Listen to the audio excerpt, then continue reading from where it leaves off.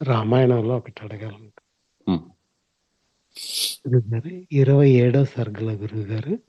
ఉమ్, రాములు వారికి విశ్వామిత్ర మహర్షి దివ్యమైన అస్త్రాలు ఇచ్చారు. ఆ సందర్భంలో రాఘవ మహా దివ్యమైన దండ చక్రమును నీకు ఇచ్చుచున్నాను. వీరుడా దాని వెంబడి ధర్మచక్రమును మరియు కాలచక్రమును మరియు విష్ణు చక్రమును దానితో పాటే అత్యుగ్రమైన ఐంద్రాస్త్రమును కూడా ఇచ్చుచున్నాను అన్నారు గురుగారు. ఇక్కడ ధర్మచక్రము దండ చక్రము అంటే ఏంటి గురుగారు? ఇవన్నీ అస్త్రాల పేర్లు. అస్త్రాలు అంటే శక్తులు ఇవన్నీ.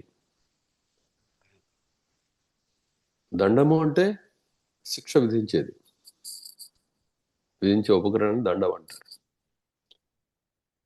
చక్రము అంటే తప్పనిసరిగా తిరిగి వచ్చేది అని అర్థం, పని పూర్తి చేసేది అని అర్థం. కాలం పని పూర్తి చేస్తుంది. అలానే ఒక నియతి ఏదైతే ఉందో, లేకపోతే ఒక మనం పెట్టుకున్న నియమం ఏదైతే ఉందో అది పని పూర్తి చేస్తుంది. కాలచక్రం, దండచక్రం, ధర్మచక్రం అవును. అనేవన్నీ కూడా ఇవే అనమాట. ఇవన్నీ అస్త్ర దేవతలు. వీళ్ళందరూ కూడా వాళ్ళకి తిరుగులేని వాళ్ళు అనమాట. సృష్టిలోని శక్తులు వీళ్ళు.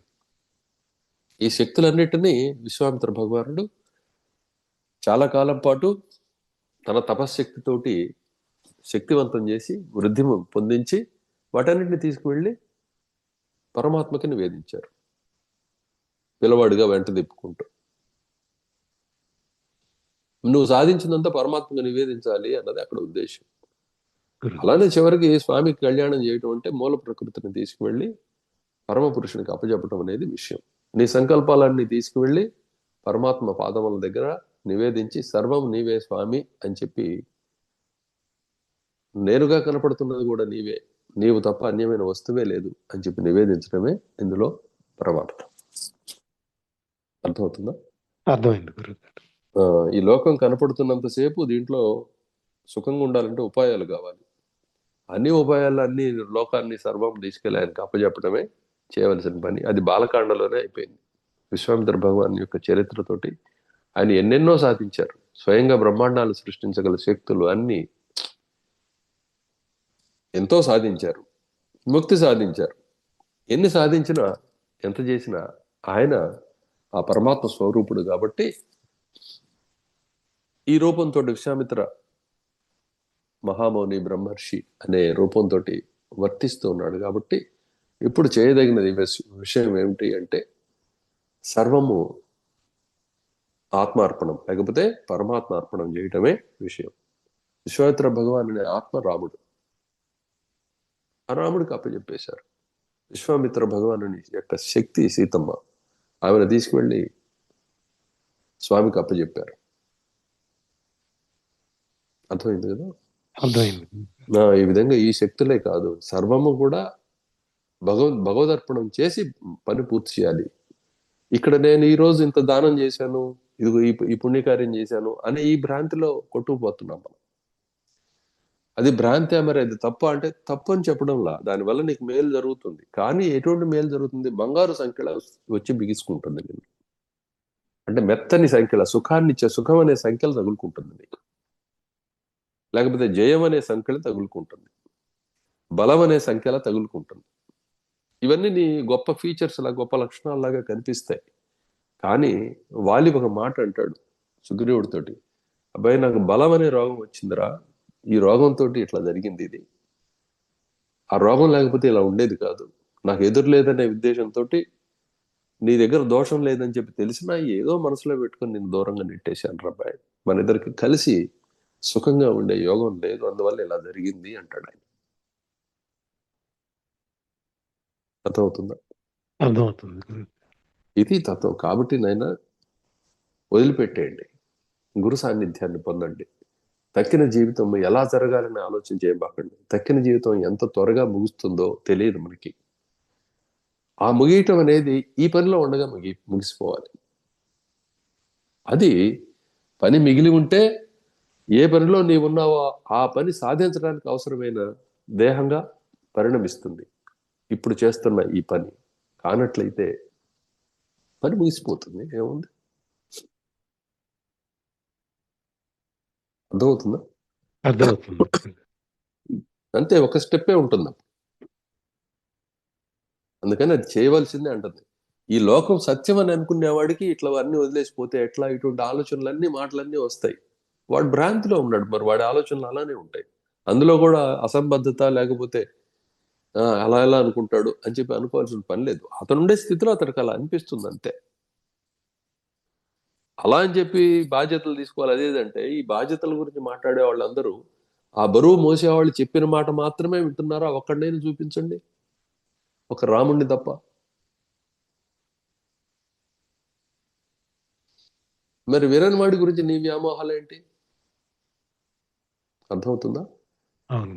నేను దగ్గరగా గమనిస్తున్నాను కదా, లోకంలో పోకడంతా ఏంటి, ఎవడి కోరిక ప్రకారం, ఎవడి భ్రాంతి ప్రకారం వాడు పరుగులు తీస్తున్నాడు. నువ్వెందుకు వాడి భ్రాంతి వెంట పడతావు? ఎందుకు పడుతున్నావు అంటే వ్యామోహం.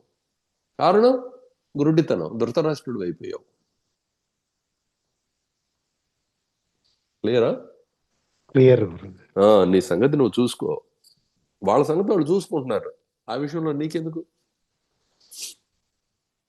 కాదు, నీ దారి ఏంటి నాన్న, నీ దారి ఏంటి గురు, లేకపోతే నీ దారి ఏంటి ఫ్రెండ్ అంటూ వచ్చారనుకో, అన్న తమ్ముడోనో ఏదో రూపంలో, ఇది దారి నేను వెళుతుందంటే నచ్చితే నీతోటి కలిసి నడుస్తారు. అది నీకు స్ట్రెంగ్త్, వాళ్ళకి మంచిది నువ్వు ఉండటం అనేది. అర్థమవుతుందా? అవును, అర్థమవుతుంది.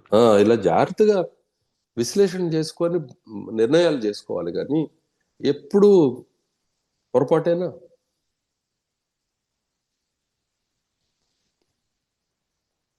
అది సంగతి. ఇంకేమున్నాయి? అంతే గురుగారు ప్రస్తుతానికి. జై శ్రీరామ్ గురు. ఏం చెప్పినా ఆవ్యాసం చెప్పడం మాకు అలవాటు అయిపోయింది, మీ గురు కూడా వినటం అలవాటు అయిపోయింది, అలా కోరుకోవటం కూడా. కాబట్టి మీరు ఏ ప్రశ్న వేసినా అటు వెళ్ళాల్సిందే. మనం అల్టిమేట్గా భోజనం చేస్తేనేగా ఆకలి తీరేది.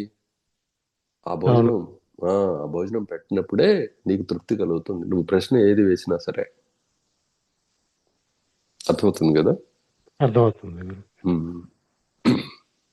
నువ్వు టిఫిన్ అనే పేరుతో చెప్పు, లేదు లంచ్ అనే పేరుతో చెప్పు, డిన్నర్ అను, ఏదైనా అను. ఆకలి తీరడం, ఇష్టం కలగడం అనేది ప్రధానం. కోరింది పెట్టడం కూడా ప్రధానమే సుమా. అది పిపరే రామరసం రసనే పిపరే రామరసం పిపరే రామరసం రసనే పిపరే రామరసం दूरीकृत पातक संसर्गं पूरित नानाविध फलवर्गं जनन मरण भय शोक विदूरं सकल शास्त्र निगमागमा सारम्